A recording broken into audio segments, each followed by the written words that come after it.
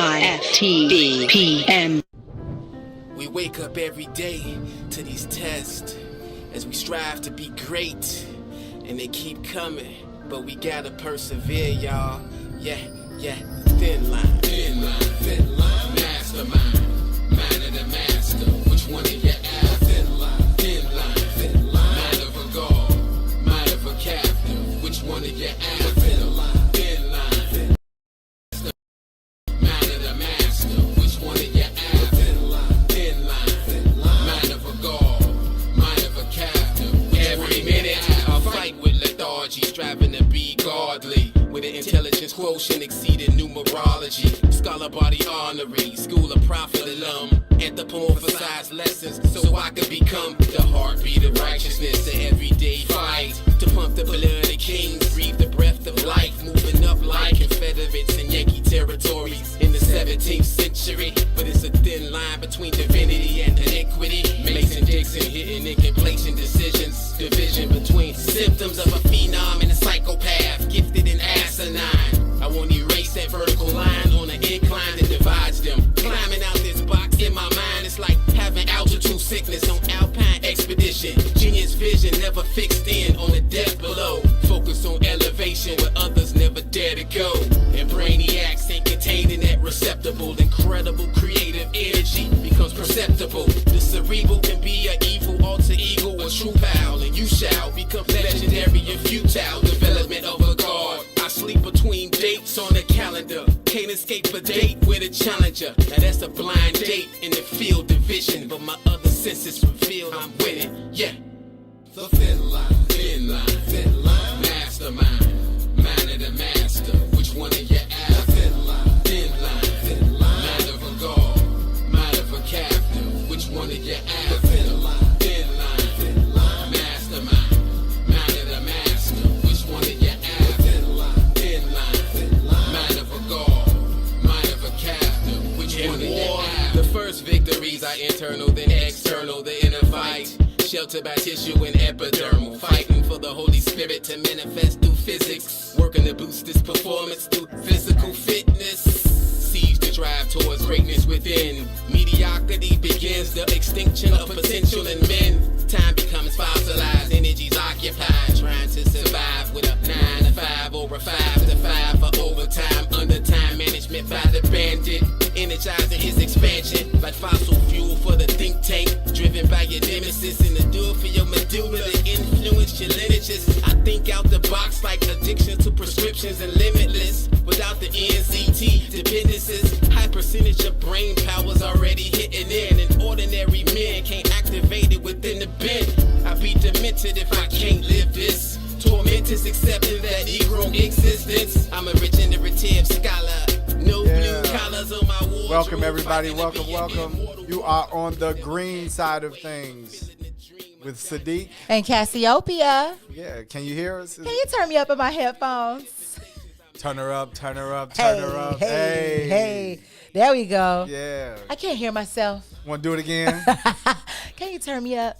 Can you turn it? There we go. So welcome to the green side of things. Yes. I'm Sadeek. And I'm Cassiopeia. Yeah. Happy Thursday. Happy Thursday. I just text that to our guest that's coming up later. Yeah. Shout out to everybody. Positive energy. Tiger's out there. Jasmika's out there. Jazzy, what's happening? Oh, I'm not looking yet. I need to see Yeah, put who's your in the thing on. See what's building. happening. Happy Thursday, everybody. I need to see you guys. Happy Thursday. So let me say this, moment of gratitude. Like, you guys are phenomenal because Tuesday's show was off the chain. I'm still getting calls and texts concerning the vaccine, the show, the quality of information. Yeah. Yeah. I mean, but this show's gonna be a banger too. This is a banger, but I wanted to get the gratitude. I wanted to go there because we need you to do the same thing you did Tuesday. That's my point. I don't need anybody to be like, okay, we gotta talk about the vaccine. I need to watch. No. We need the same thing, them same numbers, them same live viewers coming on in. Again, we made it over 40. Over 40. Let's make it to 50 today. We got to get there. So we need you to like. We coming for May's show. We need you to like. Comment. And share. That thing. That's right. We want to share some of those numbers. I mean, Maze has set a precedent, right? Yes. And, it's just we should all be trying to get there. We got great bookends. And as we're getting there, he's even going further. And then the pressure's on because we gotta follow Tennille. Yes. And she's awesome. The social media guru. She is. So it's a lot going on. Then I said what I said. Well, they're coming after us. It don't matter. I said what I said. I know. Right now, they no play. I love right now. Her. Yeah, they are. They are awesome. Whatever they want to say. The Book of Dawn. She had a great show today. Yes. I love the scenes in the kitchen. It was real cool. Someone's in the kitchen with us. So you guys, we need you to like. We need you to comment. We need you to share. So Cassie, what is going on? You got your sample pack. I got my sample pack. I got my sample. I'm gonna tell you something though. I caught a lot of flack, by the way. I just want to say. Why you catch a lot of flack? Why you catching flack? Because it was like, man, y'all calling me out on the air. We was like, it's a good thing, brother. Yes, duh. All PR is good PR. Soul vegan. But I'm gonna do a soul vegan counter. See, said it once. Brother King takes it. We need $50 every time we say it. Every time we say what? Soul vegan. That's vegan. 2. Yeah, that's 2. Okay, you said it again. That's 3. Oh, okay, cool. No, but it was amazing. This big old box, I showed it on Facebook, so y'all go to my page and see it. I got more videos of me and Koya killing that thing. I've eaten probably 5 of the meals already. Wow. Within That's pretty good. 2 days. 2 days. That's pretty good. So we need everybody. So we're gonna name it. We're gonna call it the Cassie Sample Pack. Oh, I like that. Can we get that changed on Soul Vegan site? I don't know about that. And I want it to be Cassiopeia. Tell them that there's a lot of Cassies. Okay, Cassiopeia's sample pack. The green side sent you. Jared, you got to get yours. But let me just say, I got to say this, because Dre was kind of pissed. Why? He was mad because there was only one vegan mac and cheese left in the box. And I said, well, I let other people at the station grab. Right. Because there were so many meals in there. Did you share the mac and cheese? I think. Anytime they get to somebody from the studio. No, I mean, did you share the one left in the box? MJ ate it. Oh. So Jay was like, you didn't leave me any mac and cheese? That's crazy. Yeah, that is. And I was like, babe, I swear. Oh, MJ ate that one. And then I didn't realize that somebody else from the station took another mac and cheese. And Sadeek gave away both of the only pies that was in my box. So I had no dessert. But I think it was Tamaze. It was. So that's fine. Next time, though, requested. I'm kind of a queen. Okay. I get it. He the boss here. Right. Don't mess with the queen's desserts. Got to pay the boss. You got to get him. You can get one dessert and then he gets something else. But not both the desserts. I know. I got you. But me and Koya is tearing. I got a video of me and her tearing it up. I love it. Well, put the video out there. So, everybody, we're going to talk about living in Africa. Mm-hmm. Mm-hmm. So it's one of those not just living, like leaving. Yeah, like leaving. Getting up, born and raised in the States, and then you pack up. And it's like, enough is enough. I'm moving to Africa. And, people were talking about white people and black people. Like, when Trump got elected, people were like, I'm leaving. Yeah. But nobody really left. So I need to know before we get into that. Yeah. But I just want to, but that's why we need you. That's why we need you to we need you to go ahead, start sharing. And I want bring people in here, sit at the lunch table with us. Shaka Strong is in there. Maganiel is in there. Can't we do? Alvin Norton is in there. Come on in, guys. So Jared, I don't know who Jared. You there? I don't know who's running the Facebook back-end boards, but there is a way. I might be asking for too much. You probably are, but go ahead. But the queen's going to ask. Okay, go ahead, queen. Okay. Look up Cassiopeia. She's a queen. Okay. But anywho. Jared, y'all got to see him. I'm going to have a Jared cam set up so that we can see what you're doing too. Can we see on the back end? Because like Facebook's dashboard for the lives has an ability to do a poll. And I want to do a poll for our live stream and ask, would you leave and move to Africa? Yeah. I want to see how many people would say yes. How many I'm the people first no. on that poll to say yes. What? Oh, you would leave. Okay, this is what I want you to I can hold do a that. manual Hold poll. that because we literally want to know why. So we're going to talk later with a sister that is like it's her whole plan, and she is in Africa right now. So we're going to bring her up, but we want to talk about that today. I know a lot of people are like, if such and such happens, I'm out of here. And what are the realities behind? Yeah, what are the realities? Would you do it? Behind, would you do right? it? It's a great, but I'm with you. I'm with you, Jared. Like I'm. Well, I said during that time. Yeah. But so I we wanna got to know. guess. So all of y'all that's watching us right now. So type in the. We can't get the poll up, but you can put it in the comment yes section. or no? Yes or no? Would you leave and move to Africa? Yes or no? And I think we should get a station poll too. I need to know. Let's to know go. Who would Maze leave? move, if Tennille would move. Herb and if Two already Herb said and they Two- not leaving. They not leaving. No, Okay. they not leaving. Okay. They not leaving. All right. That's a rough one though. That's a huge question. That's a big question. That is a big. I mean, question. that's a huge body of water. So we definitely want to talk about like that's the crux of what we want to get out today. How you all feel about that out there? Let's see. Carolyn Scott says that's my daughter's. That's my daughter, y'all. That was her playing all along. Oh, gotcha. And I'm right behind her. So and then so that's Andrea, a yes from her. Andrea says yes. Yes. Jazzy says yes. Yes. So So it's that's more one, yeses out there two, than three more yeses. Well, okay, so we got 3 yeses plus Jared's. But that's 4. We got 4. Maze is back there. Real quick, I know you listening, Maze. Would you move to Africa? Would you live permanently? Leave and permanently. move to Africa? Oh, okay. That's a no. No, I've been to Africa. Okay. You said you visited. To visit, Uh-huh. I never was happy to. Okay. No, that's okay. No, come on. What wait. is it?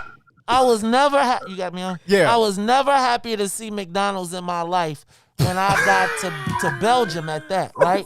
And you know that you go to Belgium, they was the slavers of the world. Right, And right, I was right. like, The thank Congo. God to be back. Now, it was nice to see and I was loving all the, brother, welcome, brother. But I was like, man, this food is for the birds, Joe. What? Right. So we got I need Maze to know at a where you no. went. We got Alvin at a no. Cut my check first. Okay, so it's even if we cut the check, does that make it a yes Cut my now? check. What that mean? What does Who's that mean? cutting the check? Right. Are we cutting the check? Is the Tiger, whole what you continent of say? Africa gonna cut the check? Tiger, what you say? The boss man said no. We got Alvin at a no, but we still got 4 to 5 yeses. That's more yeses than I thought. I'm gonna be honest with you. Look, you all. The guest is coming on. We got about 15 minutes before we bring her in here. Mm-hmm.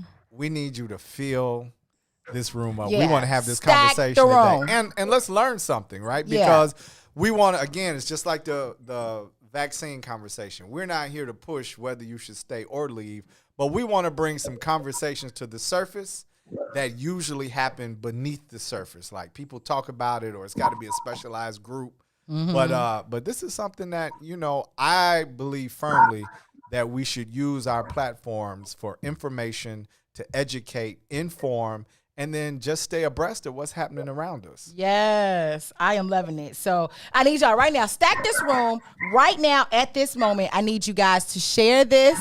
And when you share it, put a little question if you can at the top, because I'm doing that on mine that says, would you move to Africa? Join in, listen in, let us know your comments, whatever. You ain't got to be that long with it. But just, yay, we got a poll, Jerry! Hey, the poll is up there. I told you it could be done. Carolyn Scott is out there. The poll is up. Yay. Thank you all. Thank you. Was that Maze? Put the poll up? Yeah. See what I Maze mean? and Jared. See, Jared Maze did and it. Jared. Jared's like, no, I did it. I did this. Yeah. As soon as Mace went out the door, Jared's like, no, I did it. I got it. So listen, you all. We need you to like, comment, and share. Cassie, what's happening? What's happening with the Black Mall? What's going on tonight? Yes. So we doing this right. So it's like, I don't know if y'all saw the other day, Clubhouse got an valuation of $1 billion. Is it black owned? No. Oh, okay. Go ahead. And that's so this is the thing, right? And Master P did a whole, he spoke about that and talked about how he'll go to the social media site made huge because of black people, because early adopters and users of Clubhouse were different celebrities, and the ones who really got it pushing and amped up was black folks, black celebrities, entertainers, athletes that got people in the room and in the building. And so it's just like, but we ain't got a piece of this pie, right? And there's another version that's in the beta trial of like Clubhouse. I'm gonna get the actual name of it. Okay. I signed up for it. You can't just get in the same way with Clubhouse. It's an invite only joint. Right. So I'm waiting for my invite from the black one, but I want to check that out. I want all us to use that. Let's get them huge too. You know what I'm saying? If you can have Instagram and Facebook and TikTok and Snapchat, then we can have multiple sound social media apps as well, especially if one is black owned and we need to be on it. But we can still make some money off Clubhouse. So on Clubhouse, I am doing we're doing a black business shout out. Yes. So if you got a black-owned business, come to our Clubhouse. I'm going to put the link in the comments. Come to our Clubhouse tonight at 7 p.m. Central Standard Time, and we want you to come to the stage and shout yourself out. Give us your best pitch in 30 seconds so that and we're going to get people to start following you all immediately. And you never know who's listening. You might have somebody who might want to invest in that thing. Absolutely. And Tennille is joining us tonight. I believe so. I asked her. She said maybe. We asked Tennille. So she was like, okay, fingers. send me the info. So hopefully she'll be in there. It'll also be hosted by Kiana Barber of WDB Marketing, Tori Muhammad of Bean Soup Time, Brother Muhammad, to her brother Theodore, Taharka Shakur of Helping Hands for You. Hey, Brother Muhammad and Sister Linda. Yeah, they got their show on Monday and Fridays, right? Yeah, but where the vegan tacos? You can just leave mine here in the station. I know they said they said they were gonna have them by like the 18th of January. They had them last week. Ooh, but I need you to leave them in the station. The same way. We me and Cassie, we doing the plant-based thing. Yeah, so we need to leave them in the station. So you came in here one more day with another plant-based African t-shirt that I don't have. I designed it. You did. You're wrong, man. I'm wrong. No, Jared, you're all the time. So every time you go and get another shirt, Cassiopeia. you need to say, give me that in a small. So 2. small as well. Yes. Okay. All right, cool. That's how Koya says it. That. Yes. Yes. I got it. So everybody's doing a great job. So we need you to come on in this room. That's like a gospel song, isn't it? Yeah, come Tabitha on in this house always or something like singing that. it all the time. Right? Yeah, shout out to Tabitha. Yeah, come on in the room. In the upper room. Yes. That's from when they were in prison. Eddie Murphy, Life. Martin Lawrence, like the upper room. You got me in the upper room. So we need you all to come on in the room. Like, comment, share the broadcast. The question is, would you leave the United States permanently and move to Africa? So it's a great question. So a couple things. I'm about to tag Africa. So yeah, tag Africa. We want to know. That's her whole name. So I got a meditation thought, and then I got something. So the thought for the day. You okay? The plant-based African thought for the day. You okay? Stand in your power. Nice. Stand in your power. Nice. That's what's up. Stand in your power. So I was okay. There we go. Stand in it. Cassie, there we go, Jared. Stand in your power. If you out there, take a moment and think about that. And then everybody has a different power, but stand in yours. Stand in your power. That's the plant-based African thought for the day. While I was doing my reflection and meditation this morning. But I won't go into it now, Cassie, but I also had a Venom moment this morning. Venom, like the Marvel character? I think so. I'm not really big on understanding all of the plot lines. Like, if I didn't see it in the movie, I don't read the comic books. So yes. That's fine. Yes, Marvel. Is it Marvel? Spider-Man? Venom? Yes. Yeah. Yes. Somebody correct us if not. If it's good, then then it's Marvel. It's Marvel. Unless it's It's the Dark DC? Knight. Unless it's the Dark Knight or Superman. If it's DC, it's everything else. Okay. Wow, All wow. right. Their cartoons are everything, I got it. but So- their movies are. So this is it's Marvel though, but I had my Venom moment. Okay. Which is where Venom is actually a symbiotic substance that comes from outer space and attaches itself in the movie to a man. Right. But So I'm in like, the that's comic not what book, Venom is. it attaches itself. It attaches itself No, to Spider-Man. like real Venom. Oh, Venom. No, in the movie. But attaches itself to Spider-Man. And, right. And then so if you play the right tone. It attaches itself to the character. guy in the movie. Yeah. But I'm saying in the comic books, it attaches itself to Spider-Man. And he literally, it's like Venom and whatever. So, but when there's the right frequency, the matter begins to detach itself, right? And so I always see this image of literally the man or the host and the symbiotic substance pulling at each other or away from each other. And so in my reflection this morning, because I'm really, I'm on sabbatical from European culture. So I'm trying to pull my ancient melanated self from my Euro colonized self. You on sabbatical? I'm on sabbatical from European culture. Meaning I'm not arguing the value of it either way. You're not arguing the value. People are like, democracy, and the bottom like, it's European culture, G. I won't be so technical with you. I'm going to leave you alone. It's okay, because, the default would be like, it all comes from Africa. I'd be like, yeah. Okay. Well, that part. Yeah, but okay. This I'm part, talking about. I'm not talking about that. I mean, you got on a T-shirt. You drive a car. I said I said it's a moment. I got it. Oh, you're working. I'm working on it, but clothing is not European, right? You talking about the style? I'm saying, yeah, I'm dressed. Yeah, well, this is all cultural stuff. You talk about the cultural impact, not just necessarily but the I'm just saying, systematic I'm really talking about thought. Okay. I'm really talking about thought. These are the moments that I have. Well, you gotta speak a different language. I am here to mess with Sadeek. Is our sister right? Is our sister in? Let me see. Yes, she is. Yes, she okay, is. Okay. She's All right. dead. Great. He trying to. No. So, for instance, I was reading this morning, and it talks. And this You was reading English. Yes. But that's my point, though. I know. But that's my point. Yeah. Exactly. I was reading English. But to my point, a lot of times when we say we or us, we're really talking about European culture. And by default, because we were colonized, we use these terms, right? American society, right? Or this or that. Okay. So, and this is written by, Tom Hartman, The Last Hours of Ancient Sunlight. And he says, European cultures see themselves as dominators and conquistadors. They don't just live in their own area, support themselves, and defend themselves against invasions. They seek out opponents, animal or human, and capture, enslave, or eradicate them. Euro culture seeks to pump as much nutrition out of the soil as possible, even if they only leave the soil to be dead. They keep things away from each other, and they have police and armies to help those keep wealth intact. So I thought that was very, when we start talking about the nature of things. So I just had a Venom moment, right? Because that's not how we are. I'm talking about at the core. It is how they are.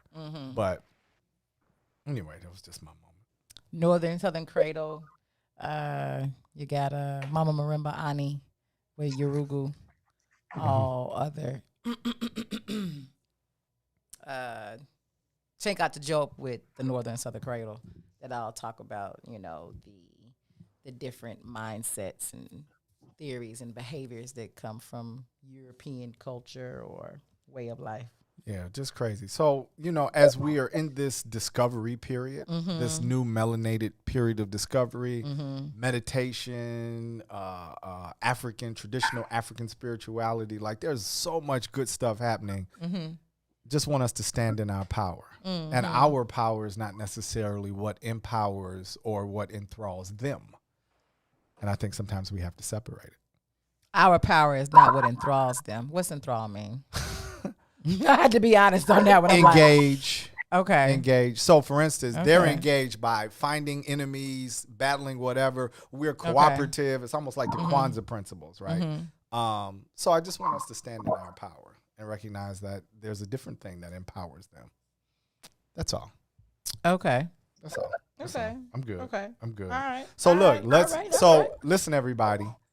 Like, comment, share the broadcast. We're going to take a break here at this half hour. When we come back, we're going to be talking to Erica Graham. She is born in Augusta, Georgia. She is a young sister. I'm not going to tell her age unless she gives me permission. But she is also a mechanical engineer. So she matriculated through the whole unit. She cold.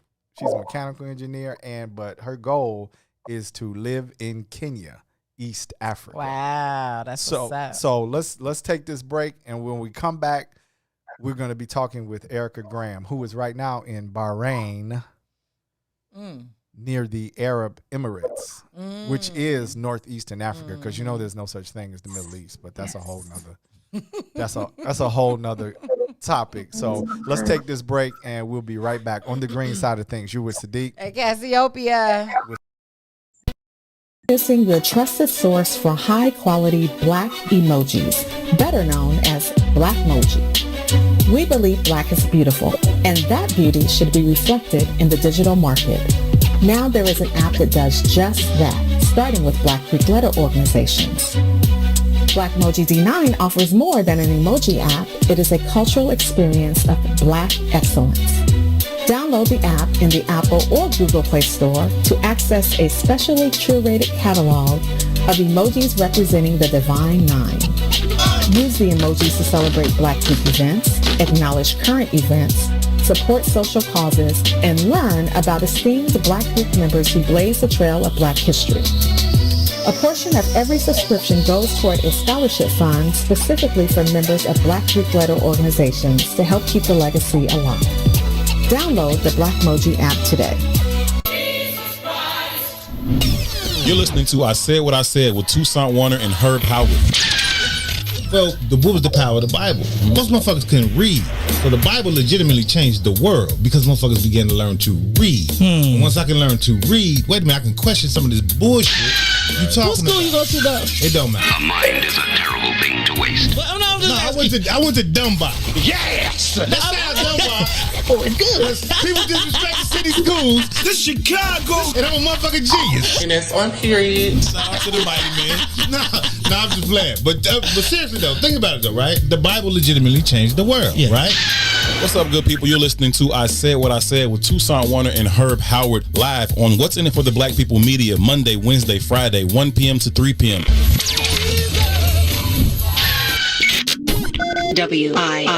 WIFTBPM.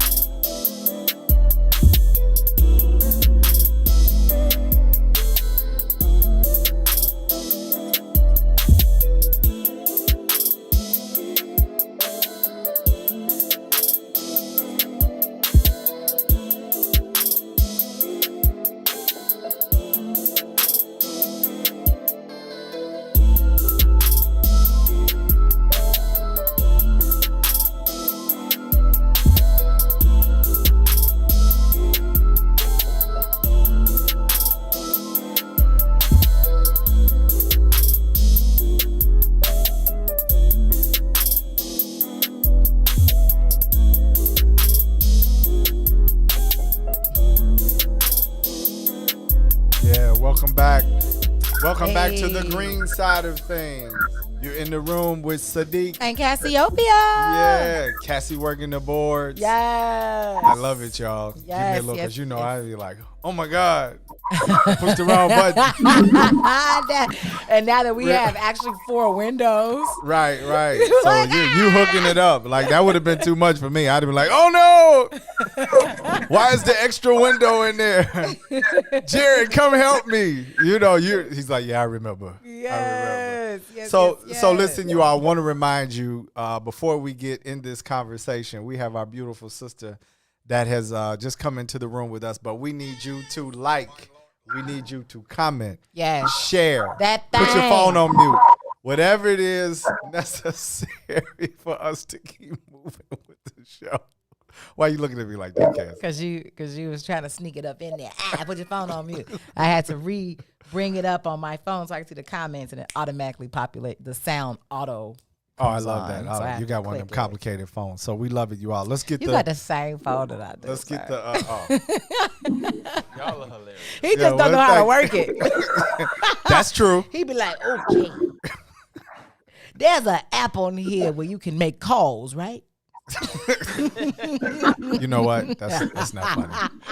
That's not funny. Let's go ahead and jump in here. So we have our sister Erica Graham, who has just joined us. She is right now. It is like 10:30 at night. Whoa! Because she is 9 hours ahead of us. So she's looking all awake and all of that, but she literally is done with her day and has decided to stay up to join us on the green side of things. Peace and blessings, sis. Thank you so much. Peace.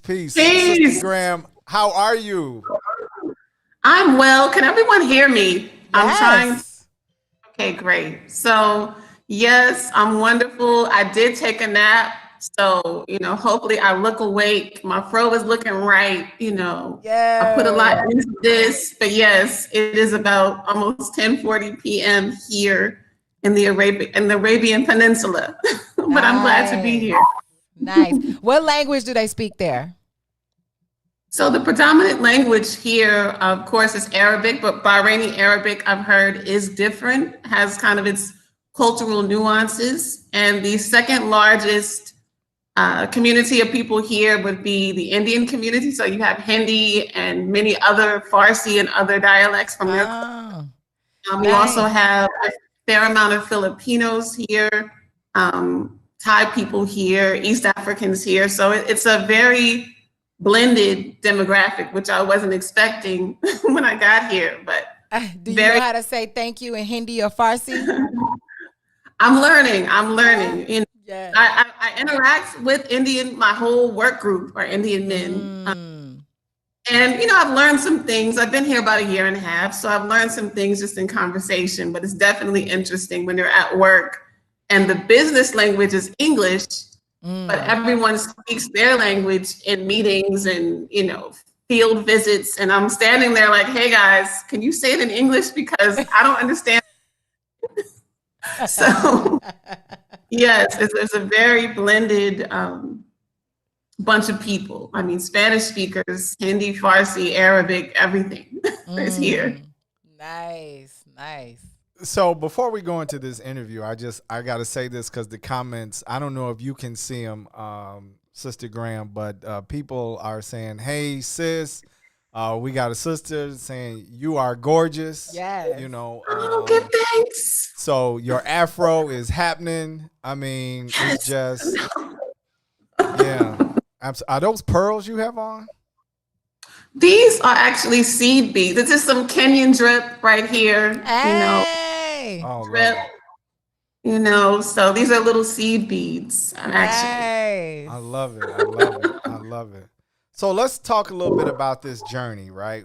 This journey. You are a young, educated, beautiful African-American or African, Pan-African sister, a melanated sister in the global sphere, and you are born in Augusta, Georgia, raised and educated on the East Coast, get an engineering degree.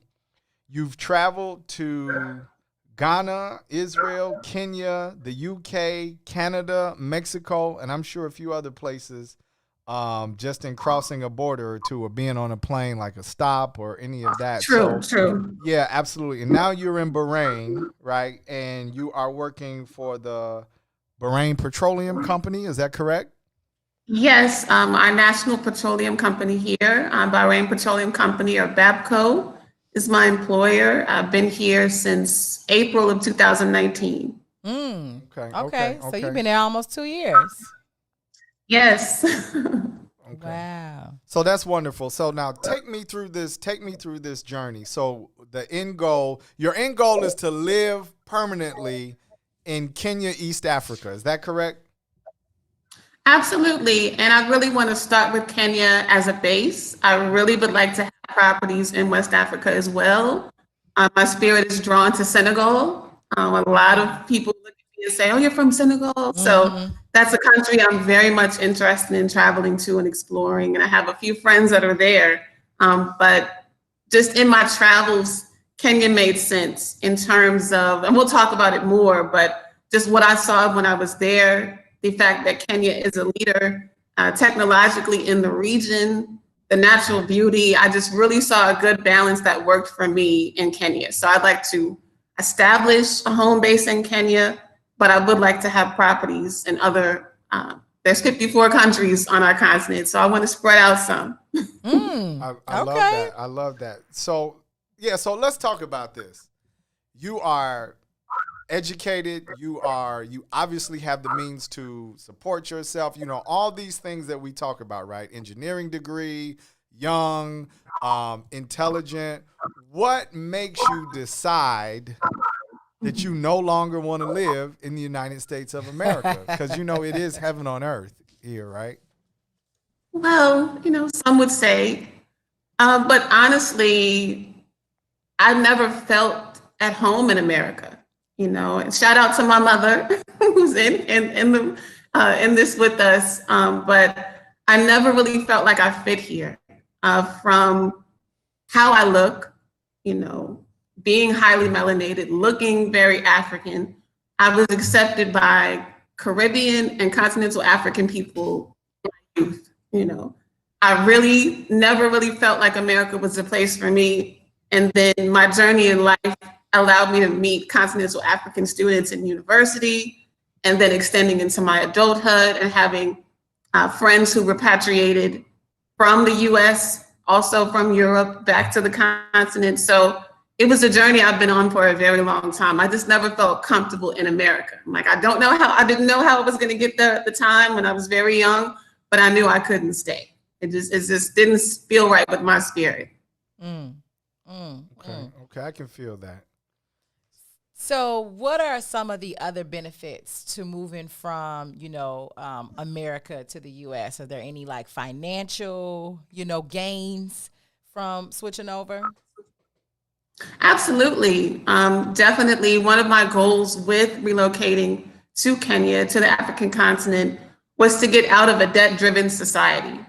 I tell people, especially my guys here, I say America is a third world country with a fantastic PR campaign. Everyone's living wow. paycheck. Everyone's living on credit. All the things that, are part of the American dream can be taken away with the loss of a job, the inability to pay your property, lose your home you paid off, quote unquote. Yeah. So one of my first attractions to the African continent in university was talking to some of my students from Ghana, from Nigeria, and other countries. And they would tell me about just the amount of land that their parents own, their compounds back home. The fact that there's no property tax. When you bought land or you bought a home, you owned it, and I'm like, okay, I can live without a mortgage. That was my first little peek over the fence to say, there's another way to live. So definitely being on the continent allows you to be removed from a debt-driven society, and also allow you to really get in touch with the land itself for your basics, food, clothing, and shelter. In American society, it's constant consumerism. We are constantly compelled to buy things that we don't need. But really getting back to the mother continent allows you to get back to your base, but definitely financially, there are a huge amount of benefits. In Kenya, $1 US is 100 Kenyan shillings. So that $1 will go much further in Kenya for what I can purchase. I mean, for example, with housing, which is a major concern, you can purchase a fully finished, absolutely beautiful 3-bedroom apartment for $52,000 US. If that's too much for your budget, you can purchase a 3-bedroom flat that's not all the way finished. You might have to put some floors in, or you might have to put some, shower stalls or some extra cabinets for $35,000. So I pretty much live at any price point, and your money and your resources go much further than they do in the States. So absolutely. I'm not sure about Kenya, and if you've said this already, please forgive me. But I know that I know a good brother that owns property in Ghana, and he stated that there he bought his house, and it's automatic that you buy the land. There's no property tax associated with it. So once it's yours, it's yours. Period. Absolutely. And the only tax you would have to pay in Kenya, at least, is if you are a landlord and you have to pay taxes on what your tenant pays you. But in terms of revenue, owner, there is no property tax that you have to pay. Nice. So, nice. So with respect to that, I'm sorry. No, go ahead. With respect to that, go ahead. I was saying with respect to that, not paying property tax, there are certain, I guess, municipal things that we have to pay for, like paving the road by your community or dealing with your trash pickup. Certain things you have to pay for because there's different things you have to balance because you don't pay property tax. But still, it saves you a great amount of money, and you can come together with your community and make sure that you have the amenities that you need. So just a different way of, but I saw it as extremely freeing because I would hate to pay for one home for 30 years and then lose it because I can't pay property tax. I'm like, that just made no. Yeah, most definitely. That's crazy. I'll go again. Okay. My next question is, so I'm not sure if you know, but besides Kenya, what would be some other, countries or cities on the continent that, you think would be like great for, people to move to? For one, is my internet speed okay? Sometimes it can be a little spotty, but am I coming in clear? No, you're perfect. Yeah, you're good. You're good. Okay, great. Just checking. So in terms of other places to live, other countries, other options, it just depends on the pace of life that you desire to live. If you're living in Johannesburg, South Africa, you can live like you're living in New York City. Right. If you want to have a natural experience, it's just about your preference. But of course, I've seen social media wise, a number of Black folks from America looking at the Gambia. I've never really even thought about the Gambia before, but there are a number of couples and also individuals who put out really compelling videos about the options for the Gambia. So that was something that came into my view recently. Of course, Ghana is very popular, being that they've opened up tremendously with the year of return in terms of options for citizenship, right of abode. Ghana is always at the top of the list. As I said, I have some family that's in Senegal.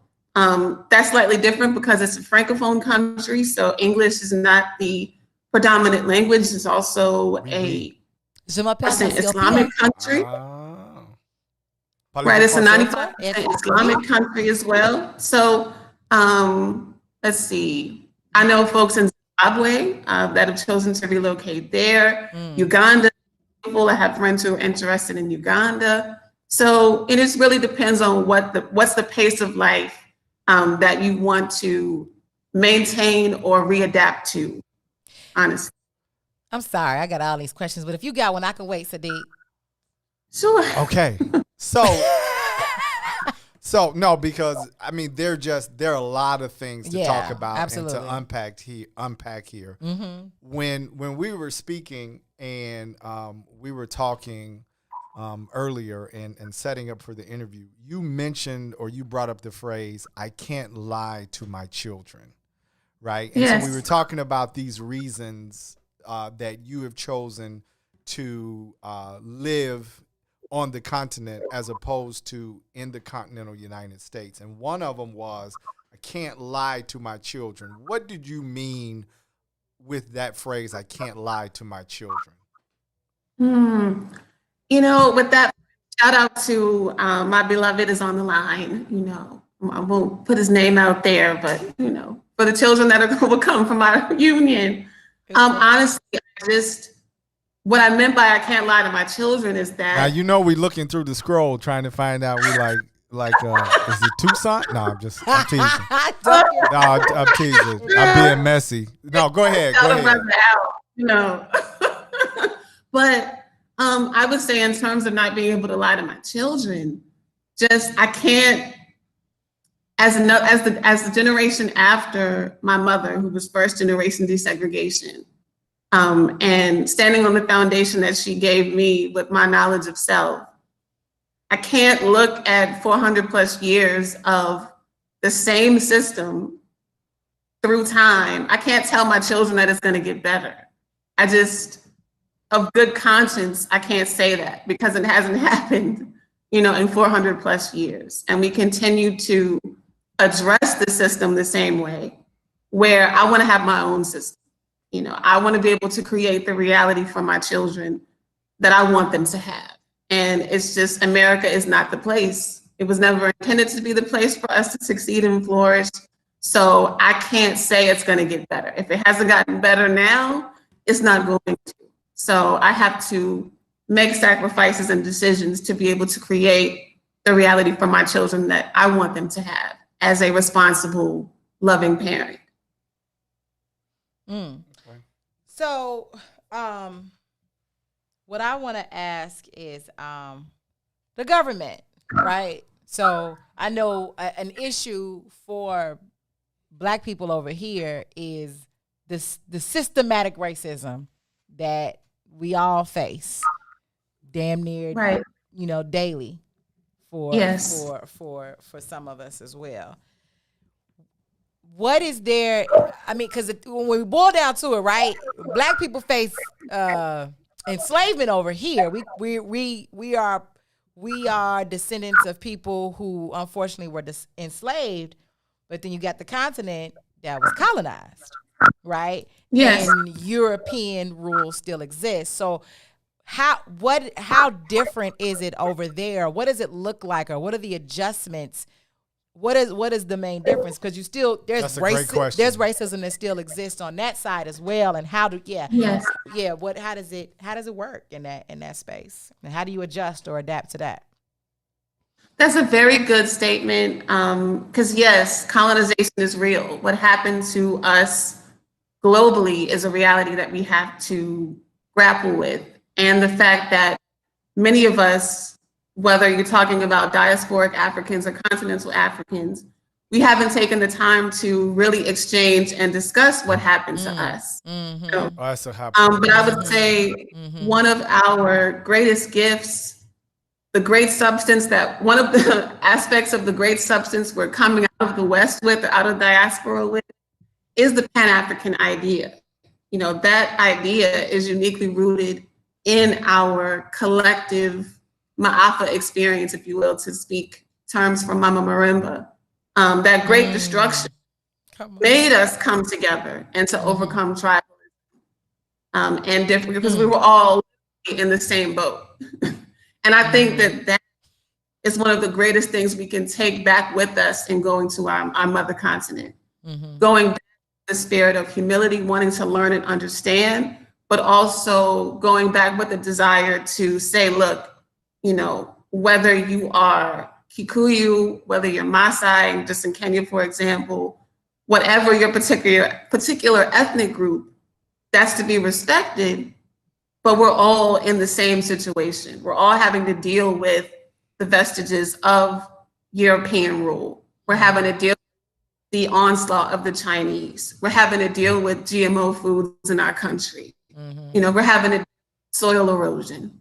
You know, we're in the same situation. And I think that's one of the things, just in discussing with younger Kenyans, just using Kenya as an example, they're starting to overcome those issues because they're looking around saying, look, I don't know someone is a different ethnic group until I go to a wedding or to a particular family ceremony. When we're together in life, we're all one people. And they're learning to come together as Kenyans, and then they can expand to coming together as East Africans.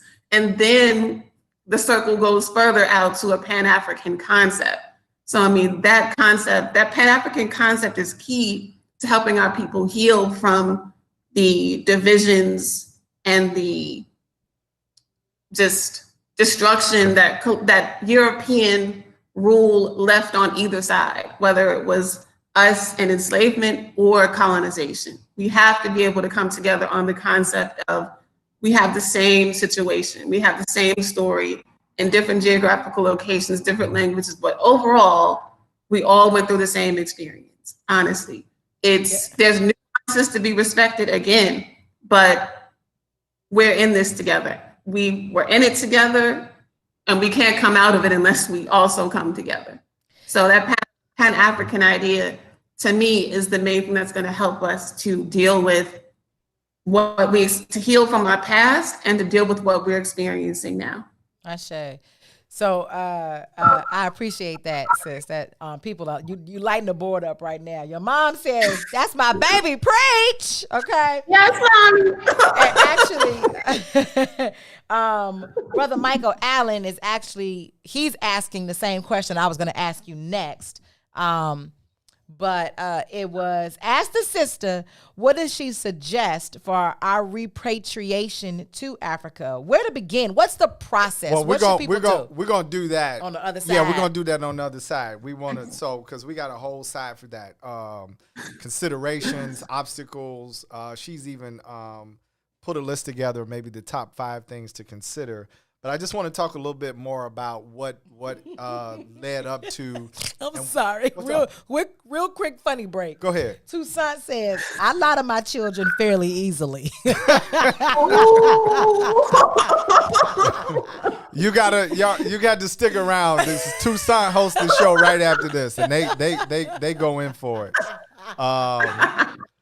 So I just want to, we've got a couple minutes before we got to go to this break. You've used the quote, Africa is not a vacation, before. Yes.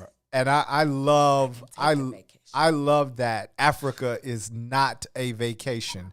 Cause in the States, I'm gonna go to Jamaica, I'm gonna get on safari, I'm gonna go, I want to go to Rome, right? I want like this whole vacation idea. But what do you mean when you say Africa is not a vacation for you personally? What does that mean? Yes. And I was saying that in terms of the repatriation discussion. Africa is a fantastic vacation destination. If you're going to visit, please go home. But in terms of the context of that statement, it's unfortunate that some of our people in the diaspora think that when we decide to repatriate, that we are somehow running from the struggle. That, racism, white supremacy, white fragility in America, so you run into Africa. And it's like not to be romanticized. Exactly. We're not. There are other challenges. It's kind of like from the frying pan into the fire, because no, I don't have to deal with white racist police. No, I don't have to deal with white racist, university professors. But I do have to deal with energy security, clean water, political corruption, tribalism, classism, expectations of diasporic Africans because of their perception of America. So there are many other issues to be dealt with. Like I was joking with you yesterday that in Kenya, I may get taken to the police station for an illegal U-turn, but I won't be Sandra Bland. I could take something off the plate, but there still are real challenges to be dealt with. And making the decision to relocate, you are making a decision to really take your continent into your own hands. Just personally, I couldn't sit back and see the Berlin Conference happen again in Mandarin. I'm like, I understand the Chinese threat. Come on, and I want to do something. I want to do something about that. Yeah. I want to do even if it's something as simple as having a village, having strong, healthy children who are homeschooled. I got to do something. I got to contribute to reversing the brain drain of the continent. I got to do something because I can't just sit back and see this happen again. You know? Well, Erica, let's put a pin in that. Want to come back on the other side. You talk about having a say in the future of the continent, and then I want to go into some of these practical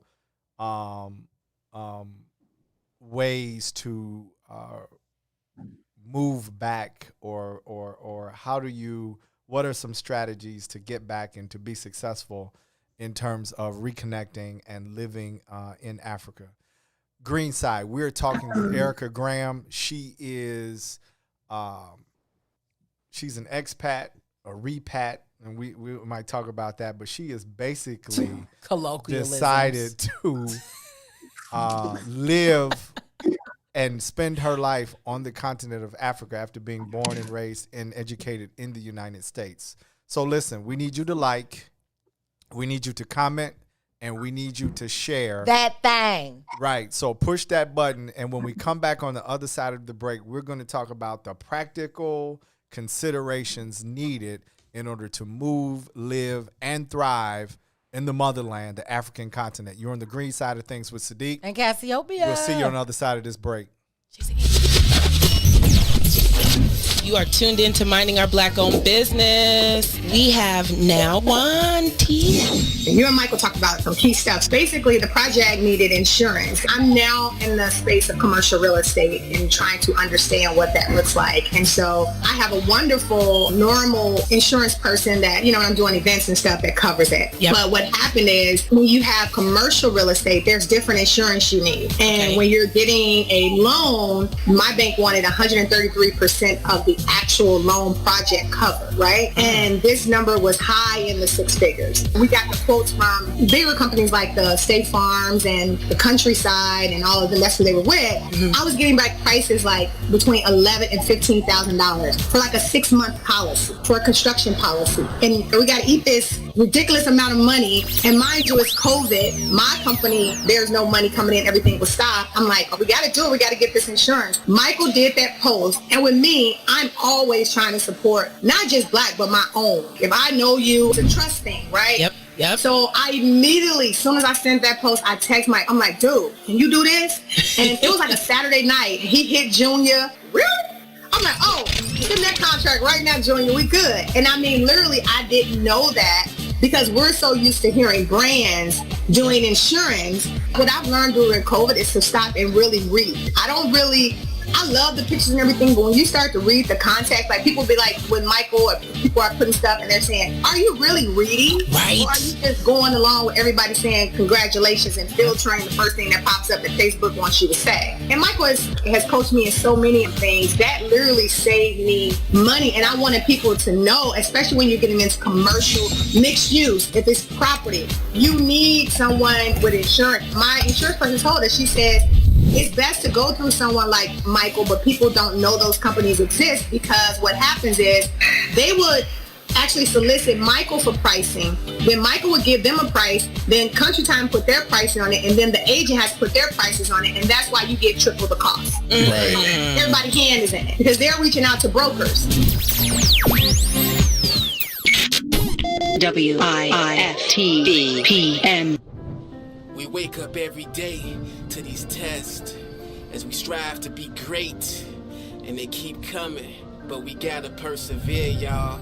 Yeah, thin line, mastermind, mind of the master. Which one of you after? Thin line, mind of a god, mind of a captive. Which one of you after? Thin line, mastermind, mind of the master. Which one of you after?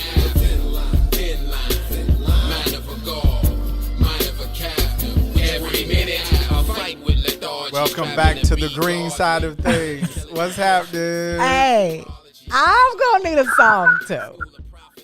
It's real. The song is awesome. It's just real masculine. I need a little balance. It's okay. I'm going to find me a song. It's going to be Chicago artist. It's either probably going to be like Sherelle.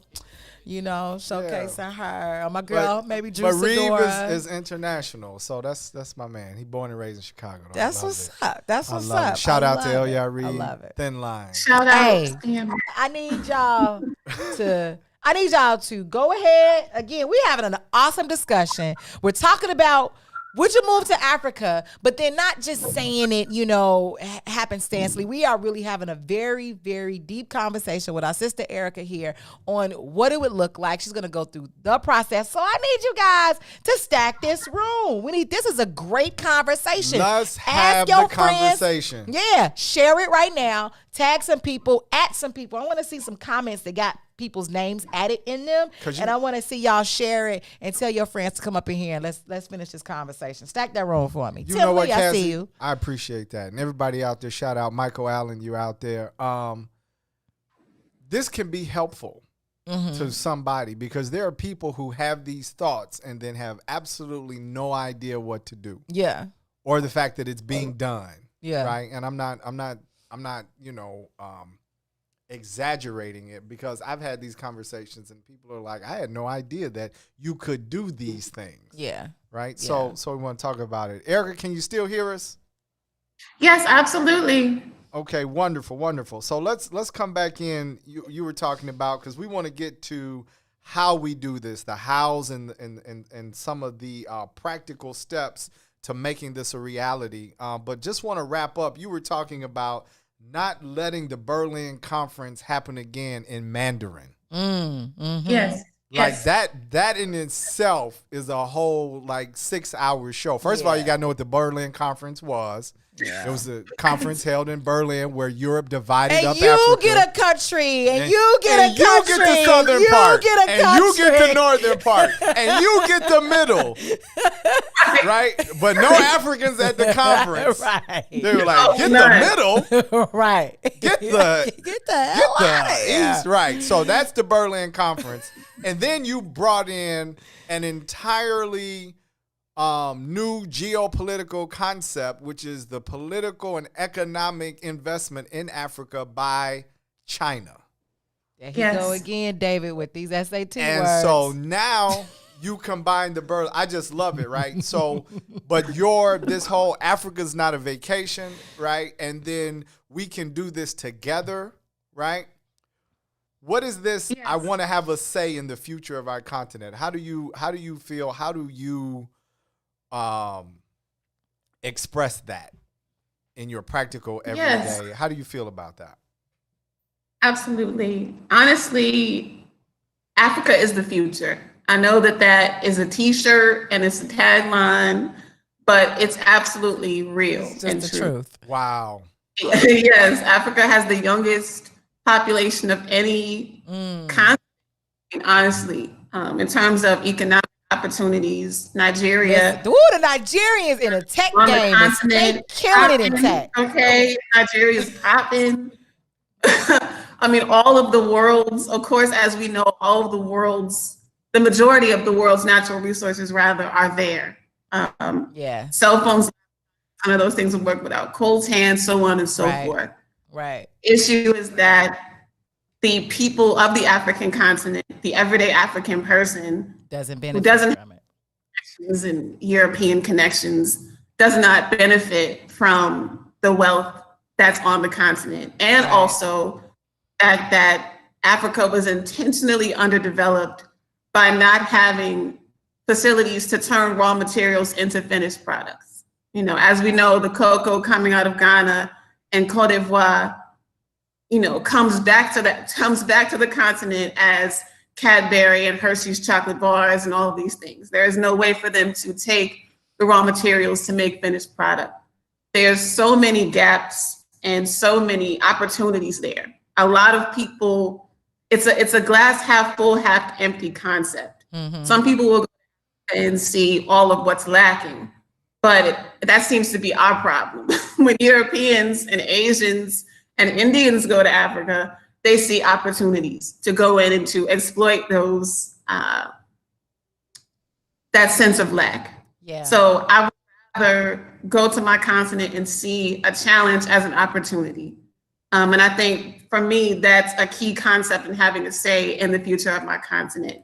And again, I don't have any government connections. I'm one person, part of a relatively small collective of people, but we do the work where we can, you know, starting with, in our concept, organic agriculture, food and shelter. You know, if you cannot secure there's no culture without agriculture. If you can't secure what you eat, come on, you are likely to do anything. If you can't feed yourself, you're at the mercy of another person. Yeah. So investing in organic agriculture, investing in plant, that's an important part of what we do. Investing in water security, water borehole drilling, homeschooling. You know, we do the work where we can and we expand out. Our biggest thing is wanting to influence the communities around us by showing them a different way. If we can, maybe, you know, you can go to the market and buy a Monsanto product because Monsanto is right there in Kenya, but look at this organic produce right next to it, giving them the clean glass and the dirty glass concept and letting them choose with their intelligence. You know, giving them an option is the most important part about having a say. We're not going back as colonizers. We're not going back as missionaries to, you know, a particular way on our people, but just showing them these are your options. Because for too long, our family on the continent, they just had to take what was given to them.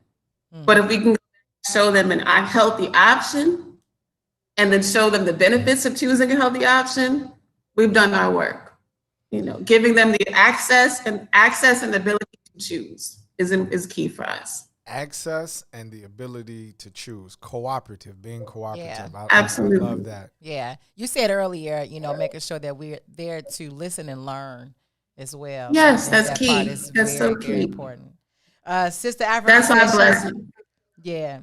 She's saying that she is loving this. You know, I love to get a little comedy up in here. Yeah, what's the comedy? Alvin says, when there's a country like Wakanda and can whoop any country in the UN, oh, I'm there. But first, Uncle Sam got to cut that check. He try to get his reparations before he goes anywhere. Alvin wants his check before he moves anywhere. He like, give me my mule. Run that. And my 40 acres. Absolutely. And then I'm going to sell it. And then I'll go. Absolutely. And give me some. And shout out to Sister Africa Porter. I'm wondering if she might be in the country over there with, and we don't know where Africa is. Where's Africa? That's going to be a segment on the show. Yes. Yeah, Where's absolutely. Africa? Where's in Africa today. Right. She's actually in Africa. So we're going to be doing that. Shout out to Africa Porter. That is, you know, she's just tremendous. Brother Sadeek. Yes. So I know we got this process question. Like, what's the process? So we only got about little over 15 minutes I'm left. going to get to it. I just want to make sure we get to that because I feel like that's going to take some time. Brother Sadeek is getting to the process. Okay. After we got through the 30 questions that Cassiopeia had at the beginning and was like, I'm going to keep going. Oh, you want one? Feel free to jump in. Now she's telling me, Brother Sadeek, get to the process. I'm learning, and we're all learning. So let's slow it down. Let's slow it down. Everybody, look, please. So now we're going to talk about per Cassie. Africans, we too funny. I love you. Now we're getting ready to talk about these practical considerations. Mm-hmm. You okay? Yeah, I'm cool. Good. Thank you. What it takes to move to the continent, things that you should be aware of, there are things to avoid, things that you can embrace. What is the steps? What does it take? So we need you all, come on, bring some people back on in this room. What does it take, Sister Graham? What does it take to move to Africa practically? One, and I know we'll get to the nuts and bolts, but the one thing, determination. You really have to have internal, almost spiritual desire to make the transition. I know for me, just 2017, 2018, I was in a place where I'm like, just spiritually, mentally, emotionally, I got to get out of here. Like some way, I got to go. You know, and just at, first of all, in your thoughts and your meditations. Thought precedes substance. That's one thing. So first, having that resolve internally.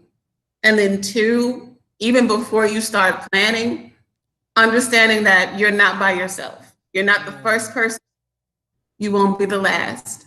And there are others who now, especially with social media, with Facebook, there are resources for those who have made the transition ahead of you. And I would say begin making the connections that you can with those who are already on the other side, because that will keep you inspired. You may learn from their experience and to avoid some pitfalls. All of us are going to have our challenges in making this journey, but at least even if you're going through a challenge, you can have some connection and some link with others who understand and who can see a little bit further than you. The next step I would say would be definitely traveling. You need to visit, take some time in those connections. If you can find someone via social media, via a type of conference like Sankofa conference, someone who's already there, if you can find a connection and you visit them, continue to build those connections first. Take some trips. Go, I'm a single sister. In a situation where it's a family, one or two parents can go and then bring the children, do a phased approach so you can understand what you're looking at. My first trip was just tourism. I'm like, I want to see Kenya. I had never been. I'm like, I want to do safari. I want to do giraffe park. I want to do, lay out on the beach, go to the spa. Absolutely. Let's go to the club. Let's do it all. And then I said, okay, I really feel in Kenya. This is so second trip. I went back. I took my mother. I wanted, and also we started looking at options for housing. Do I want to purchase a home? Do I want to build a home? What are my options there? Continuing other trips. I've been about 4 times. It might be 5. I'm losing count. But taking the time to look at a different aspect of your travel or of your transition with those trips. If you don't have a whole bunch of time, I would definitely say taking advantage of those who have made the transition ahead of time, just to help you get acclimated. I have also had some friends who have made the transition via DNA testing. One of my very close friends who did her ancestry via AfricanAncestry.com. Wow, yeah. And they actually have groups to connect you with folks who are from that same ethnic group, who have traveled back, who have made connections with the elders. And she actually got her citizenship, her first trip to the continent. And she just got her Sierra Leonean passport. Do this. If you have that internal resolve, honestly, I know it might seem nebulous, but it's not. If you align your thoughts, the substance will follow. The doors will open and you just have to walk through them honestly. But I give credence and thanks to those I was able to connect with that have made the transition ahead of me and that helped me on my various visits look at different aspects of how I wanted to establish myself on the continent. Which one of the main deterrents or main challenges dealing with economics, securing the basics, food, clothing, and shelter. I said, okay, when I transition to Kenya, I already want to have a home built. I said, bills would be, I don't want to rent. I think that's a waste of my resources. So my biggest bills would be securing my housing, transportation. Once I get those 2 things out of the way, then everything else is minimal in terms of any utilities I may have if I'm paying for electricity, paying for my internet, my phone. Also growing food on the land where we live, which is actually already happening. So I wanted to be able to have a property built on the way. So that is actually happening now. We've learned some lessons in this process, but I said, at least when I get to Kenya, I want to have a home built, and I'm blessed to have folks who are there to maintain it for me. Just thinking logically about how can I financially prepare myself so when I get to Kenya, I really have minimal expenditure and I don't have to run into looking for a job. I wanted to actually have time to take it in and see what's needed, and then to have time to evaluate, okay, these are skills that I have, and this is how I can apply it, as opposed to saying, I have to find a way to put a roof over my head. So just thinking strategically about how you can make your transition as comfortable as possible is key. Is it good to learn the customs in the governmental systems as well? Absolutely. I was going to say that cultural adjustment actually is my next point. I would say yes. It's good to do the research that you can, whether it is learning a national language. Shout out to Abibi Mi Casa African Language Institute. There's a brother who teaches Kiswahili. So you can do things in advance and ahead of time.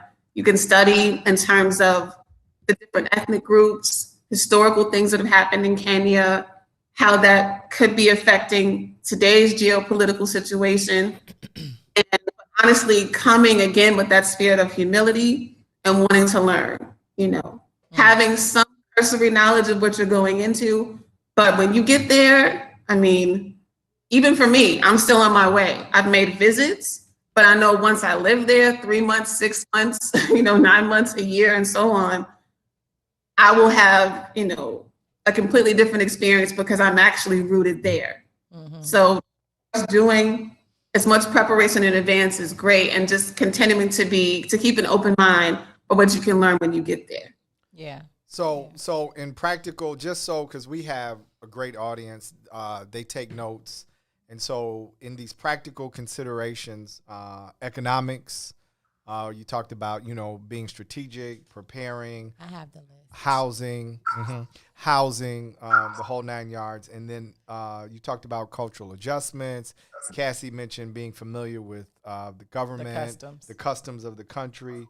Where would you go after that? What would be your next, 3, 4, and 5? What would be next after those two? Sure. I know the topic of naturalization and residency is a concern for all of us. Once I go, a visitor visa is only 3 months. How can I stay? And that's a process that I'm still learning and seeing others go through with respect to Kenya. But just doing some research for myself, one thing I've noticed is that Kenya does not allow dual citizenship, for example. So I would rather have permanent residency as opposed to getting a Kenyan passport and becoming a citizen, because I'd like to have flexibility. If I want to have another nationality, I can still have dual with a US passport. And what does that mean? In terms of still having to file taxes when you live outside of America. There are exemptions, so you don't have to pay, but understanding as long as you have that blue passport, you have certain responsibilities to America, even though you don't live there. So that's key. And conversation, of course, is key on when I get there, how do I stay? Yeah. I would say, in considering just creature comforts, again, being able to understand, okay, I'm from a suburban upbringing. I don't necessarily want to live in the heart of the city, but I'm not necessarily a bush sister. If I need to live in the bush for a while, it's going to be an adjustment for me. I've never cooked on a coal pot. I've never, there's certain things I've never had to go fetch water. Certain things I just have never done. So wanting to have that African suburban experience, if you will, was important to me to say, I want to live in a place where I'm 30, 40 minutes from the airport. I want to have a hospital in close proximity. I want to have prenatal care because I'm going to be having children on the continent. So considering those types of aspects, I would say to help you in your transition and to also help you stay there, because you don't want to overlook something and say, oh, I got to go because I can't, I don't have access to this, or I like to go to the movies on the weekend and there's no cinema, so this isn't working, but just thinking in advance, okay, these are some creature comforts I'm accustomed to. Can I adjust, or can I create those for myself? Those things matter.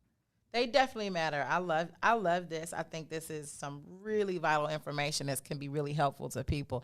And I definitely, of course, your first point was determination and that actual spiritual desire. Right. And that speaks to me specifically because I want to have property on the continent, but I doubt that I would move there. And I'll say why.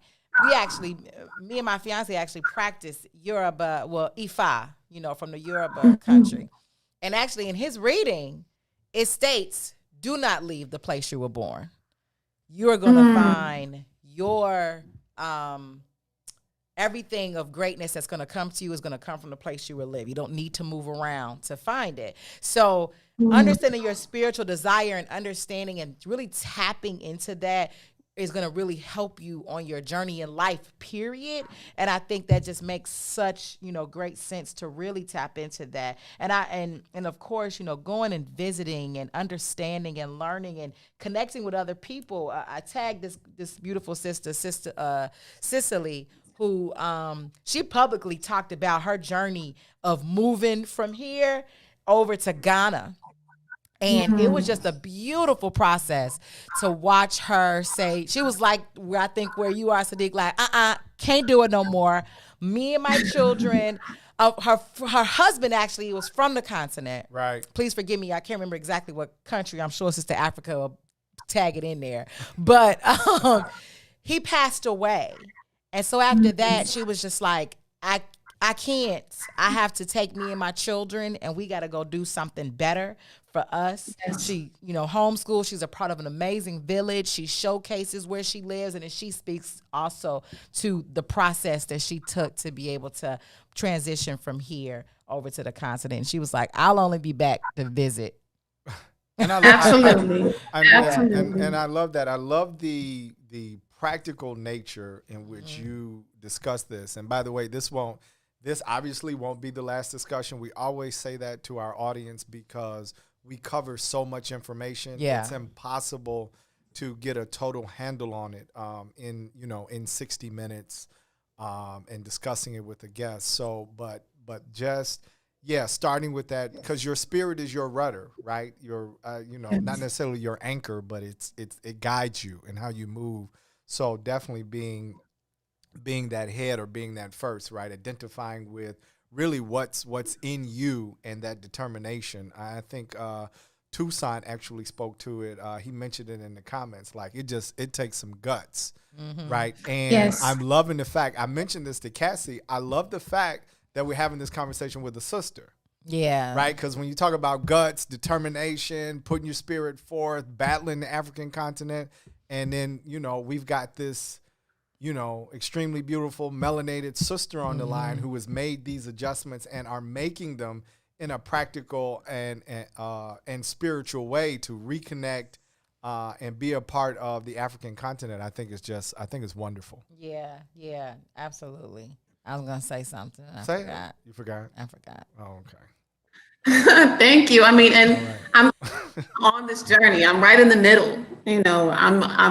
And we can talk about this in the next discussion, the expat to repat experience, the expat experience to be able to build up skills and investment capital for my repat experience. So the path I've taken may be different from others, but, again, it started with that and understanding that I have so much support. I have, those who have gone before me and the previous generation currently, and I can't let them down. I can't, even going back once I get there, I'm like, how am I going to stand in front of my elders and say, well, I lost a job, so I had to go back, given what they had to deal with in their time, and they're still standing. I'm like, and back there for me, I've come to that realization, that resolve. If you're moving just, across, somewhere else in a different state in America, having support is a big deal. I got people, people that come right back to Chicago like, man, I can't do Cali. Yeah. Right. Support, period, is, you might need to hit that mute button. By Sam. Yeah. There we go. Hallelujah. Technology is so wonderful. But so we wanna begin to wrap up here. Sister Erica, and we really, I can't tell you how much. First of all, it is again your nighttime. I want to stress that to everybody. She has taken the time out because you are what? It's coming up on 11 o'clock there or 11:30. It's 11:30 now. But the blessing is it's my weekend. We work Sunday through Thursday, so I can sleep in. You can sleep in because you got to finish watching the show. You can't just like get off the interview. Exactly. Yeah, you got to watch the rest of the green side. So everybody, just want to say thank you to our sister Erica Graham. She is in Bahrain, which is next to the Arab Emirates. Is that correct? Bahrain is a little island off. It's east of Saudi Arabia, kind of in between Saudi and Qatar. So we're in the Arabian Peninsula, little tiny island, about 60 square miles larger than Chicago. So it's small. Yeah, she's over there on the Northeast African Peninsula. Yes, so true. Tired of hearing yes, Northeast African Peninsula. Right, exactly. Anyway, I just want everybody, you may have to Google that if you've never heard of it, but thank you so much for your time and for your energy. Thank you so much. You are amazing.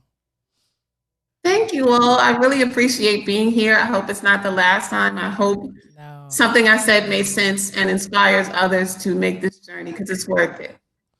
Absolutely. And then just on just on a lighter side of things, you're going to have to hold some classes on how to get your fro banging. You might be able to do that on YouTube or something. It's hot. I love it. Thank you. Okay, guys. So we're finishing up. We just finished talking to Erica Graham, and she is in Bahrain. Listen, we want you all. We're getting ready to go to the break. We need you to continue to like, comment, and share. We just got through discussing what it takes to move, live, and be productive in Africa. And then coming up, we're going to talk to Brother Mike Wells of the Do Well brand Green Business, presented by theblackmall.com. Green Business. So we're going to take this break, and then we'll come back. Stick with us. Invite some more people in the room. We really appreciate you. The green side of things. See you on the other side. The Chicago Legal Network is the collaboration of attorneys that concentrate in many areas of the law most needed in Chicago neighborhoods. The CLN lawyers focus on personal injury, criminal defense, and other issues. The CLN lawyers all average over 20 years of legal experience and are dedicated to helping the Chicago community. The Chicago Legal Network is committed to developing black lawyers through mentorship and co-representation. So if you were injured in a car accident, slip and fall, or injured on the job, or you need assistance with criminal defense, including driving violations and DUI, check out ChicagoLegalNetwork.com for more information or call 773-912-3545. 773-912-3545. Come all the way with me.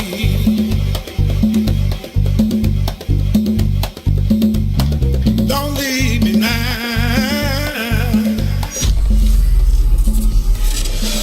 Church Chicago's Power Hour. I'm your host, Angie Mims, and Terrence Keys, TD, a.k.a. Terrence Daniels. Do you believe that God's going to turn it around? I got to. Why? Why? Because he's did it before. Come on. And he'll do it again. Yes. And you can do it again. Yes. Come on here. Come on, I better leave that alone. Somebody calling you right now. Somebody calling you right now. If it ain't one thing, I better go. God's going to turn it around. And I feel like we have to encourage the people because so many people are just truly depressed. They're going through the holiday blues, and we want you to know that you don't have to be discouraged. But you can in fact be encouraged because God's going to turn it around. Turn it around. You know, it's me again. God's going to turn it around. I'm calling on you. You did it before. WIFTBPM.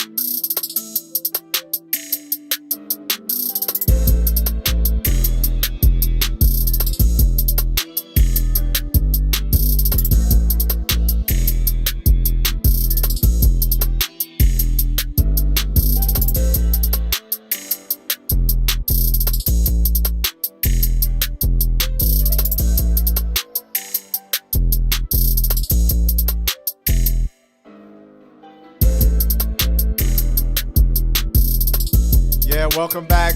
You are on the green side of things. Yes, sir. With Sadeek. And Cassiopeia. Cassiopeia, what's happening? What's up? Was that a great segment or what? It was an amazing segment. And the audience, you guys, I'm telling you. Before the show is out, Jared, can you get that poll number for us to let us know how many people said yes, that they would move to Africa, how many people said no, that they wouldn't. So I can't wait to find that out. And tell me your answer. I already know it, but tell me your answer. Oh, yeah, I'm up, G. Yeah, he's up. He's up. I'm out of here. Wheels up. But here's the crazy thing. Yeah. Yeah, I'm out of here, but she made me like more ready to go. No, I'm you gonna leave tomorrow. That's you gonna leave what's tomorrow? up. I'm gonna take over the whole show? No. That's not gonna happen. He gonna be like, I'll be here virtually. And yeah, exactly. I'm over here on the continent. Y'all see the Sadeek sun and behind Cassie, me? It's the green side of things. Right. Absolutely. Right. No doubt. But she She straight dropped some jewels. And we got that process. So Sadeek's gonna create something so that you guys can see the. No, I'll make it. Yeah, you see that? See how she was good? She couldn't even hold it in. I'm gonna show the steps so that you guys can just kind of easily see that process on what you should be doing to, if you want to go ahead and move to Africa and what that looks like, and even maybe have dual citizenships, which I think is dope. I want to have property. I want to do business there. Our family, per what our purpose is and path is right now, as it says spiritually, will be planted here. But we definitely want some property and be able to go back and forth. Absolutely, no doubt. And shout out to the is it the watching? What do we say? This is social media. I'm used to radio. I'm 50. I was going to say the listening audience. The watching, viewers. the viewers. Mm-hmm. Thank you. Shout out to TV. our viewers, right? Mm-hmm. Facebook and YouTube. Can't leave YouTube out. YouTube Live, because you all are phenomenal. The questions, the attention you pay, and just great. So now we got a dope. Yes! We got a dope brother coming on here. What's up, Mike Wells of the Do Well brand? He's so cool. We can't hear you. Oh, no. Mike is you got him on mute, Cassie? No, I don't. I took him off mute. I can't hear you. Mike. No, Mike, no. Mike look like he eating. Mike, can you hear us? Are you want to log out and then log back in and see if your sound will drop back in? Oh, okay. We might have did that. Let me just tell y'all real quick. So this brother here, him and his wife, Malika, they're the Wells, and their brand is called Do Well. And in our store at the Black Mall, they had these amazing teas. They were the best lemonade teas, but they would like infuse them with some amazing herbs too. I love that.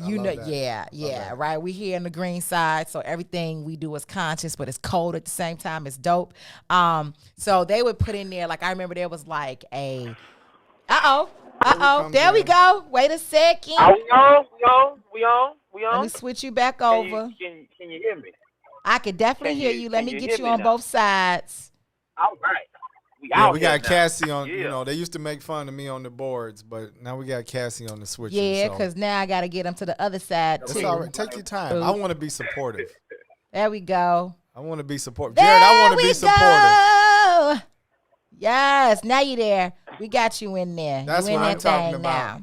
Now. Okay, so Mike, tell us about the Do Well brand. I was giving them a little bit. I love Mike and Malika, the Wells. They are a beautiful family. They got an awesome business.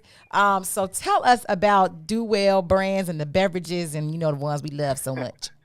It's so funny because that's the first thing she asked me when she found out I was gonna be going on to this show, and she was like, "So what you gonna say?"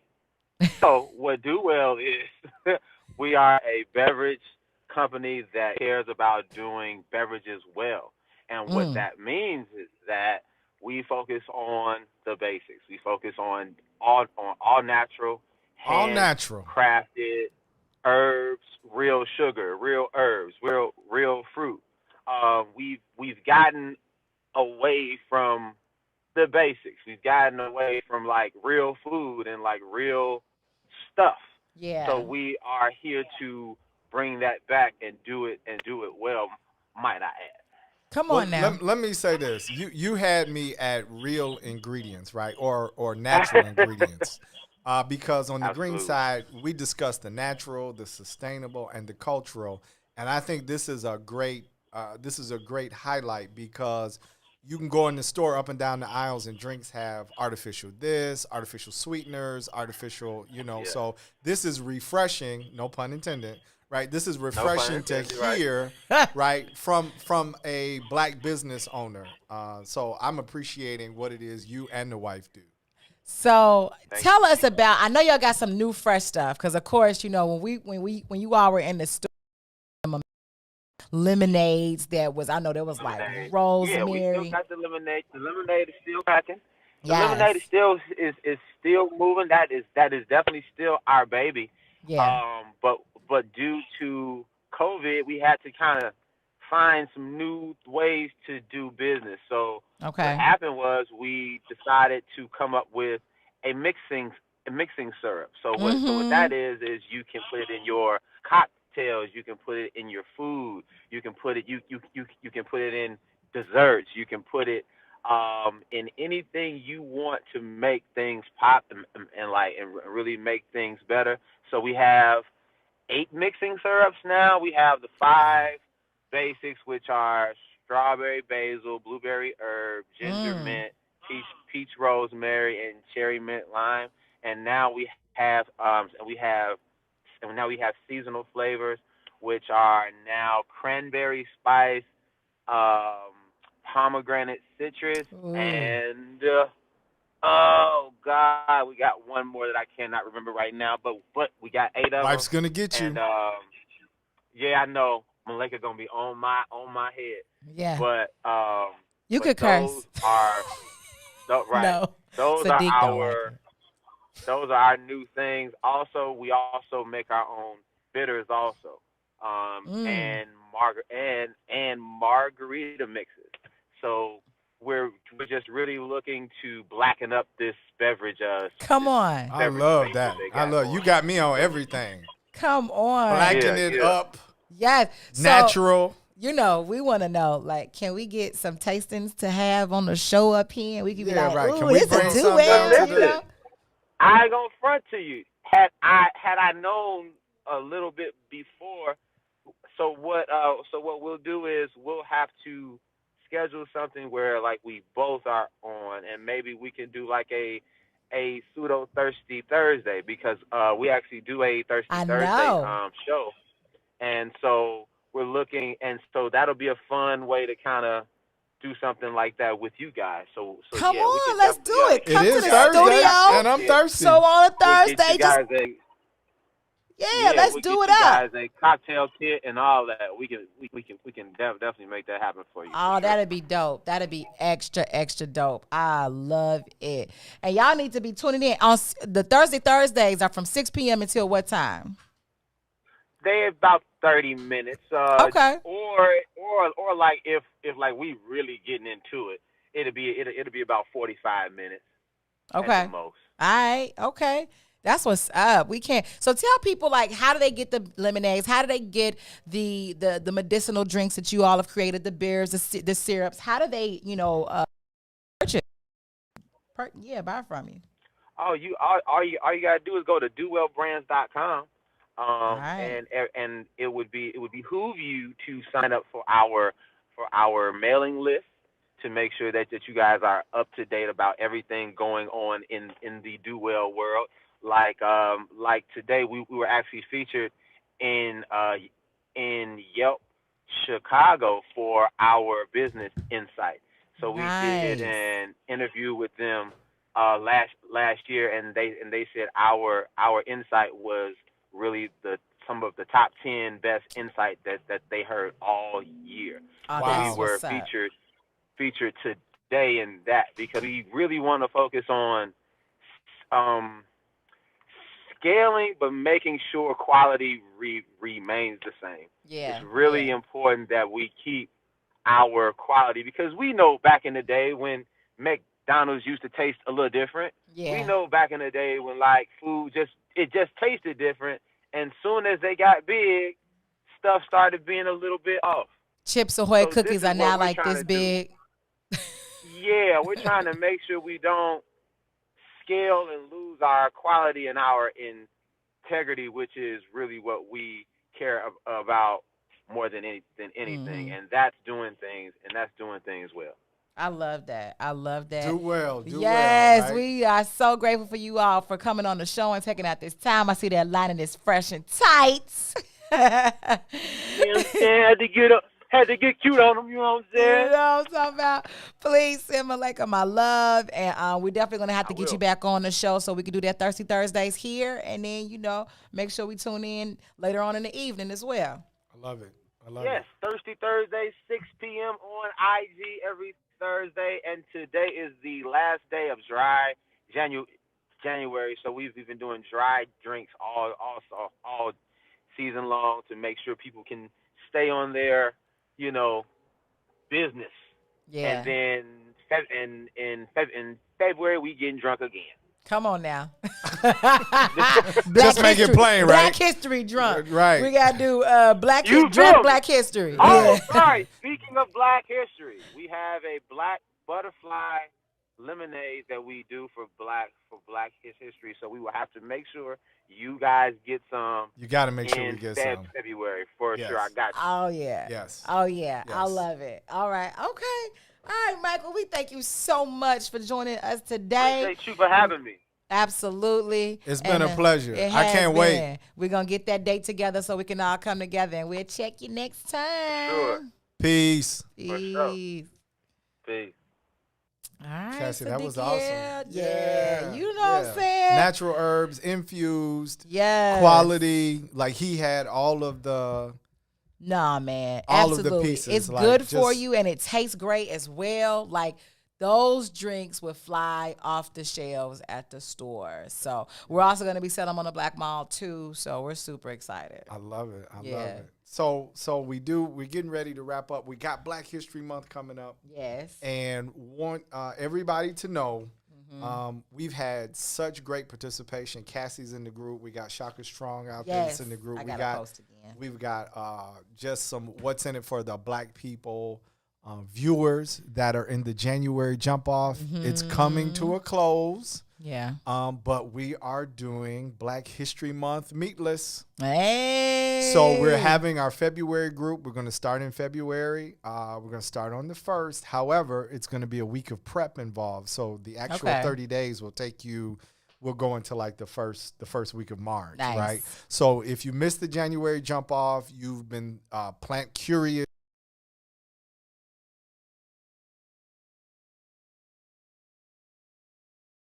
History Month group, and also how do people join?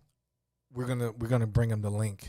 Okay, we're gonna bring them the link next week. All right, cool. Okay, so we're setting up the group right now for you. We're finishing out some pieces with the January group, and then when we get back on Tuesday, we'll have the info, and you can just push it and come into the group. So we're doing that with everybody, and we're also the Plant-Based African is speaking. We've been asked by a few orgs. And we will be doing our own, what's the piece called? Zoom. We'll be doing our own Zooms on a weekly, talking about Black History Month in terms of diet. And the title will be Getting Back to Our Roots. Nice. It's a double entendre. Of course, it deals with plant-based diet, but we think it's important. It's one of the reasons we do what it is. Oh, like root vegetables. Well, just all vegetables and plants or trees have a root. So getting back to our roots, right? This plant-based piece. So we're looking forward to that. You got it? I got it. Yeah, absolutely. And shout out to the January Jump Off members. They're doing great. Cassie was in with exercise videos. People are posting their own meals. People are cooking that have never made vegan meals before are like making their own vegan meals now. So it's wonderful. I love it. I love it. Yeah, we appreciate you guys. We got to get the number. What's the number for how many people are going to move to Africa? How many people say yes? Oh, yeah. What's the results, Jared? What's the results of the poll? Right, the end results are 76% to 24%. Wow. 74%. Which one? 76% yes. Wow. That's crazy. So it's a moving. So y'all moving, huh? Yeah. See, I would have had it. I would have had it flipped. You all flipped on Sadeek. Like I thought it would have been like 76. I'm staying right here. Look at you. Right? 76. When we going? Now that's the next question. That's the next show because we can do They're this. They're gonna do the process. We're gonna do the process. Trust the process. You follow the guide. You do take your visits. So I think that's the. Just take trips. Take the trips, take right? Some trips. Yeah. Man, I mean, great discussion. Yeah. She was on fire. Absolutely. Erica was amazing. So we appreciate both Erica and Mike coming on the show today. What a great show. Bam. Thank y'all for liking and sharing and commenting. That's an expectation. That's y'all homework and y'all duty. Every time we on this show. Let's build this up even further. They did it rough out there. Like the sharing today was today and Tuesday, man, was off the chain. And then shout out, we've got people. There are people in Ghana that were listening. I'm just, it doesn't say where they're from, but I just know a few people. Obviously, Erica was in Bahrain. We had people from Ghana listening. There were people in California listening. Nice. We had New York on the line. There was Cleveland in here. Of course, Chicago, shout out. If I forget a place, you could drop it in the comments if you're still on the line. But it was just the listenership. And then, again, we have to give a shout out to what's in it for the Black People Media, like Absolutely. the lineup and the amount of talent and content that the media, that the station brings is just absolutely incredible, right? Because it kicks off every morning with the Maze Jackson Show. You got the Book of Dawn.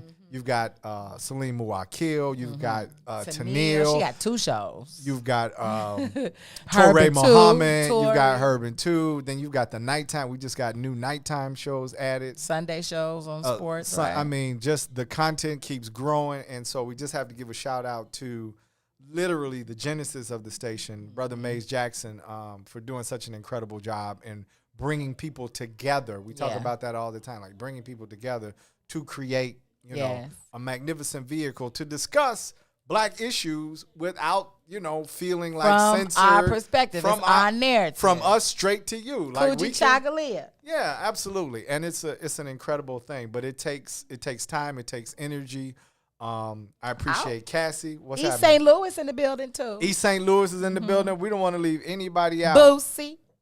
Oh yeah. Oh, that's right. She's down, and she's in the January jump off too. Hey, Boosie. Yeah. So we got Norton, Alvin. Alvin, you still in there? Run that money. Alvin, give me my check. Give me my check, man. That's what I'm my talking brother. about. Absolutely. Yes. Who else is out there? Where you guys from? So we got St. Louis in the house. We called out. We got California, Florida, Ghana, Bahrain. I thought I saw somebody from South Africa, but that was like a oops. I thought you were somebody else. Dr. King. Oops. So it's been wonderful, you all. Yes. February, Black History Month. We're doing another 30 days. We're going back to back with it. Black History Month, meatless, back to our roots. Plant-based African. You can find us on Facebook. You can find us on Instagram. You can find us at the Black Mall. Yes, and get your plant-based African tea. Yeah, absolutely. And we had a back order issue. We had some tech issues. But we are shipping out. Yeah, they packed up, ready to ship. Ready to go. So if you're out there and you ordered your tea, your hoodie is coming, and we just appreciate the audience. So we're gonna go ahead and Tuesday's show, Cassie. I'm excited. I'm excited. Okay. Because we're gonna talk about non-Africans. Well, not non-Africans. We're gonna talk about non-Blacks. Okay. And African gods. Ooh. Non-Blacks and African gods. Okay. We got a show for you coming up Tuesday. So let's go. It's the green side of things. It's your man Sadeek. 7 p.m. Boosie. Clubhouse 7 p.m. 7 p.m. 7 p.m. for Clubhouse. Yes. It's Sadeek. And Cassiopeia. And you guys have a great weekend. Thank you for tuning in to the green side of things. Next, you got I Said What I Said with Herb and 2. So you guys stay tuned. We'll see you next time. Peace.